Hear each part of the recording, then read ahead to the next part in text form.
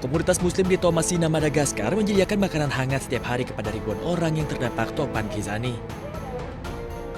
Badai ini meninggalkan kerusakan yang cukup parah bagi lebih dari 423.000 orang.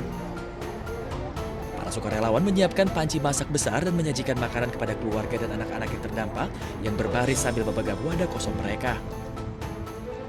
Sedikitnya 3.000 makanan disediakan untuk warga terdampak selama 30 hari penuh di dalam bulan Ramadan. Hal ini dilakukan sebagai upaya meringankan kesulitan para korban sekaligus menjadikan Ramadan sebagai momen berbagi.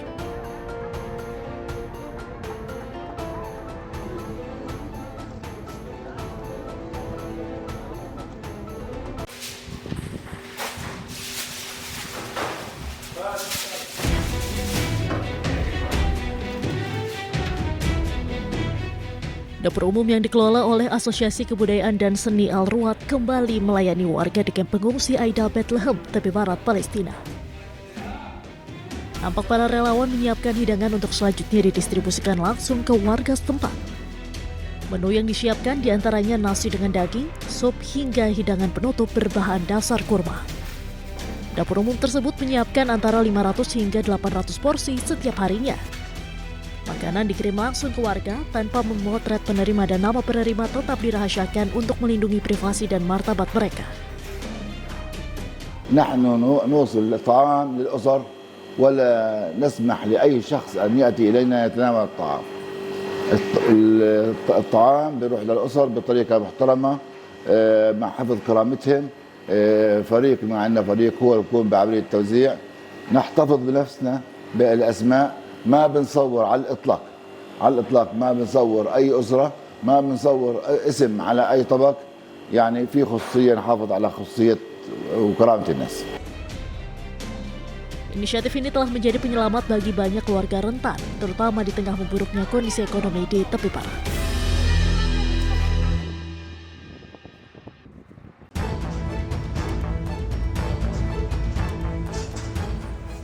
Dua warga Palestina tewas dan sejumlah lainnya terluka akibat tembakan tentara Israel di Beit Lahia, Gaza Utara.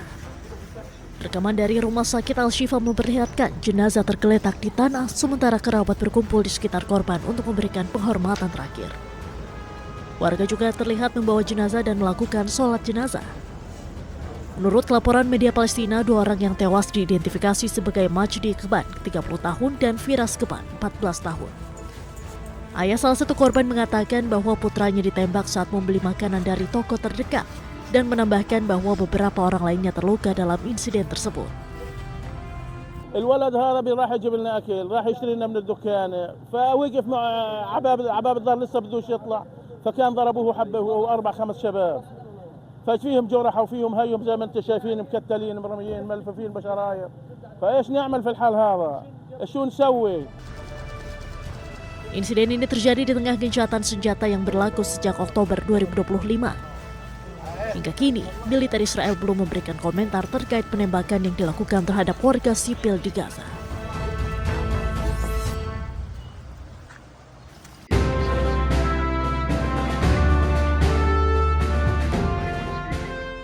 Dalam perjalanannya ke Yordania, Presiden Prabowo Subianto mendapatkan perlakuan istimewa. Tiba di langit Yordania, pesawat orang nomor 1 di Indonesia ini mendapatkan pengawalan khusus oleh pesawat F-16. Dari sisi kanan dan kiri pesawat kepresidenan, F-16 Yordania terbang dalam formasi presisi, mengantar pesawat presiden hingga mendekati pendaratan di Bandar Udara Militer Marka Aman. Pengawalan udara tersebut bukan sekedar prosedur keamanan negara, melainkan simbol penghormatan tinggi dari Kerajaan Yordania Hashimiyah. Bahkan salah satu pilot F-16 menyapa langsung Presiden Prabowo melalui komunikasi radio. This is Line 1 speaking. Your Excellency Mr. President, Assalamualaikum warahmatullah. This is Line 1 speaking.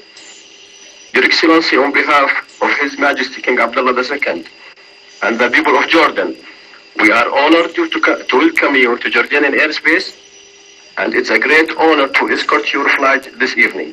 Wishing you a pleasant stay and a safe landing. Ramadan Mubarak, sir. Presiden Prabowo pun secara langsung membalas komunikasi tersebut, menyampaikan apresiasi dan rasa terima kasih atas kehormatan yang diberikan.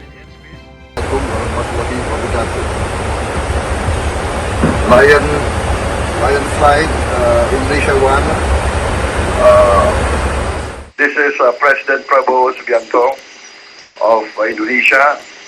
I would like to thank you and your flight for receiving me, for escorting me, and please pass on to your commanding officer and His Majesty how pleased I am to be back here in Amman in Jordan. Thank you very much, Lion Flight. This is Indonesia One. Once again, Ramadan Mubarak. Wish you all the best in this holy month. Wassalamualaikum warahmatullahi wabarakatuh. Ini menjadi kunjungan kedua Presiden Prabowo ke Yordania usai kunjungan pertamanya pada 13 April 2025 lalu. Tim Liputan, iNews melaporkan.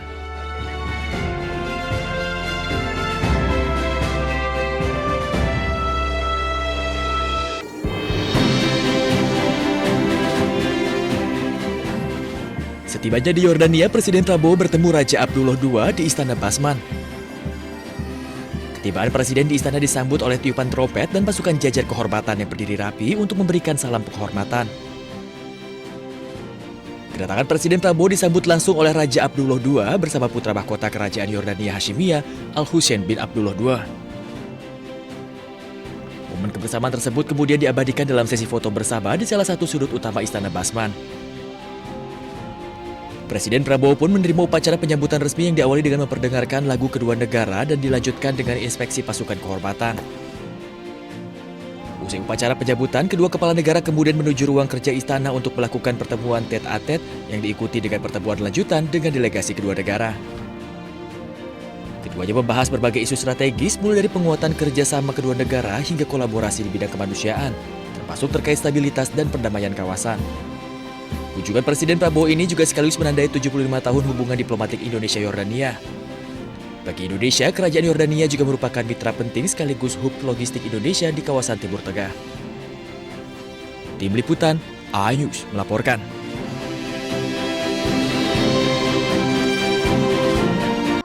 Tidak cukup aku yang WNI, anak-anakku juga harus WNI juga. Ini adalah paket yang sangat penting yang menyangkut masa depan anakku. Kita coba buka ya. Sebuah video unggahan akun Mili Alexander viral di media sosial merekam momen ketika ia dengan bangga memperlihatkan perjuangannya menjadikan sang anak menjadi WNI. Ini paket bukan sembarang paket, isinya adalah sebuah dokumen yang penting banget yang merubah nasib dan masa depan anak-anakku. Hal ini berbanding terbalik dengan postingan pemilik akun @sasetyaningtyas. Seorang ibu asal Indonesia tinggal di Inggris yang bangga karena anaknya mendapat paspor asing viral di media sosial.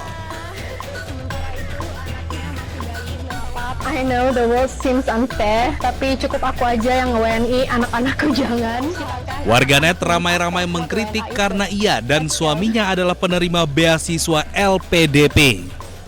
Setelah menerima amplop, ia menunjukkan ekspresi terharu dan menyebut ini paket bukan sembarang paket.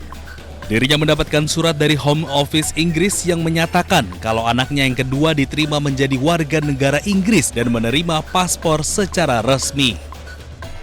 Usai viral di media sosial, Sasetyaningtyas pun mengunggah tulisan permohonan maaf. Ia menyebut video tersebut dibuat sebagai bentuk rasa kecewa dan frustasi sebagai WNI terhadap kondisi Indonesia hari ini.